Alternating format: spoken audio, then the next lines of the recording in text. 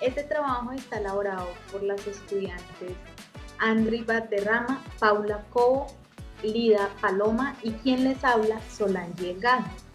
Hablaremos de los factores económicos en la economía global. Entonces, los indicadores macroeconómicos son estadísticas o lecturas de datos que reflejan las circunstancias económicas de un país, región o sector. Los analistas y los gobiernos los utilizan para evaluar la salud actual y futura de la economía y los mercados financieros. Algunos de los ejemplos macroeconómicos en Colombia son el Producto Interno Bruto, que lo llamamos PIB, la tasa de desempleo, el índice de precios al consumidor, que lo describe la sigla IPC, la balanza de pagos y la deuda pública. El Producto Interno Bruto, ¿qué es? El Interno Bruto describe el valor económico global de los bienes y servicios producidos por un país. El PIB es también una medida del gasto de un gobierno y de sus ciudadanos junto con el impacto financiero del gobierno.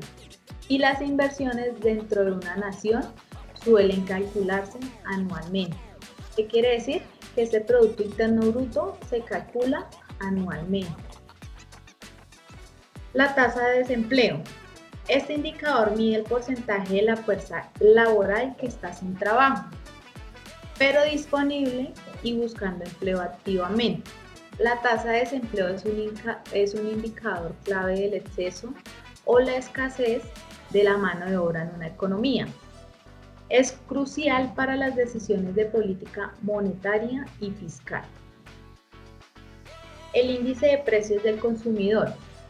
Este mide la evolución del costo promedio de una canasta de bienes y servicios representativa del consumo final de los hogares, expresando en la relación con un periodo base. El dato del IPC en Colombia lo calcula mensualmente el Departamento Administrativo Nacional de Estadística, que es el DANE. La balanza de pagos. La balanza de pagos registra todas las transacciones económicas entre los residentes de un país y el resto del mundo en un año.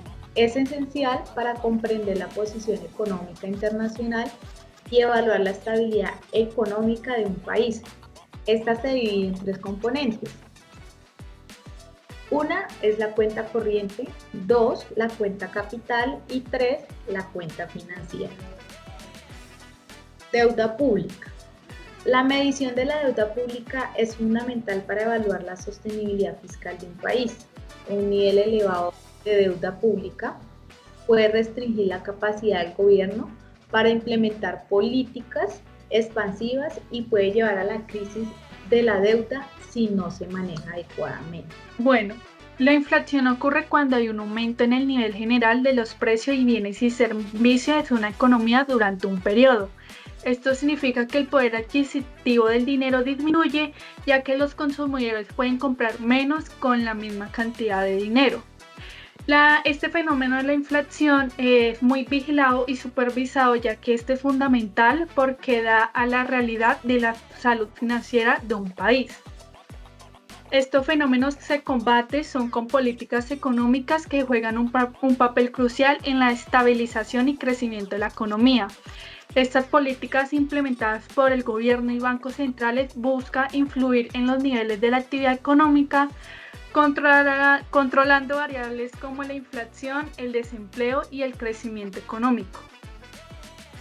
En las políticas encontramos la política monetaria, que es una de las principales herramientas que los bancos centrales utilizan para gestionar la economía. Esto se refiere que las acciones que toman el Banco Central es para influir en la oferta de dinero con las tasas de intereses, operaciones de mercado y requisitos de reserva. También encontramos la política fiscal, que esta ayuda a gestionar la economía, con la diferencia que el responsable es el Estado y toma decisiones en los gastos públicos, impuestos y subsidios de transferencia. A continuación tenemos el ciclo económico, que es el fenómeno que afecta a la economía global debido a los cambios sucesivos en el precio de un bien o en el valor de un activo financiero. Estos cambios pueden tener alzas o bajas o de tal manera ganancias o pérdidas en la inversión. En el ciclo económico, la economía pasa por una serie de fases en donde la producción, el ingreso y el empleo de un país atraviesa por diferentes variaciones que están divididas como expansión, cima o auge, y contracción, recesión y depresión, que es el punto más bajo del ciclo económico. Como podemos observar en la gráfica, ahí nos damos cuenta de cada situación. Es por eso que para entender la actividad económica se deben tener en cuenta las siguientes fases. Como primero tenemos la expansión, en donde la economía aumenta a un ritmo constante, aumentando la producción, ingreso y el empleo de un país, llevándonos a la cima o al auge, en donde la economía llegó a su mejor momento, a su alto nivel. Pero debido a este exceso de producción, como consecuencias, el ritmo de crecimiento de la economía disminuye, agregándose factores que afectan como los cambios climáticos, pandemias o variaciones de los precios locales o internacionales, dificultando la salida de los productos. Y esto nos lleva a una fase de contracción, que es la última etapa. Contracción o recesión, en donde la producción disminuye, como también el empleo y el ingreso de los diferentes actores económicos. Esta recesión nos lleva a la fase de depresión, que es el punto más bajo del ciclo y donde termina para volver a empezar un nuevo ciclo, en donde el empleo va a ser mucho menor, menos ingresos y menos producción. Estos ciclos son muy difíciles de predecir, ya que puede durar muchos años en una misma situación y también depende de las políticas que se implementen para poder sobrellevar cada situación. En los impactos variables externos podemos observar tres. En este caso son las guerras, los desastres naturales y la pandemia. En el caso de las guerras, como por ejemplo en la Primera y Segunda Guerra Mundial, y la que actualmente está entre Rusia y Ucrania, que de alguna manera afecta las inversiones, exportaciones, importaciones y todo lo que tiene que ver con la economía interna o externa de un país. En el tema de los desastres naturales, que pueden ser inundaciones, huracanes, incendios, que hacen afectaciones al campo agrícola y la parte de producciones de países con relación a la agricultura, afectando las importaciones y exportaciones. La pandemia, la cual afectó considerablemente, por ejemplo, la crisis de los contenedores.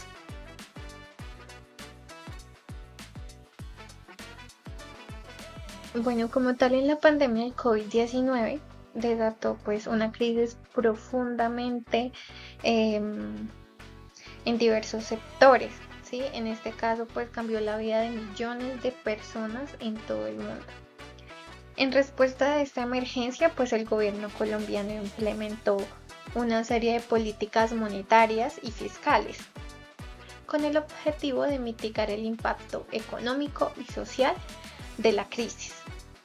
Estas medidas incluyeron la reducción de tasas de interés, la inyección de liquidez en el sistema financiero y la creación de programas de apoyo a los sectores más vulnerables.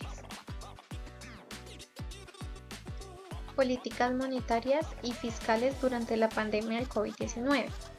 En cuanto a la política monetaria, el Banco de la República redujo las tasas de interés para facilitar el acceso a créditos y estimular la inversión.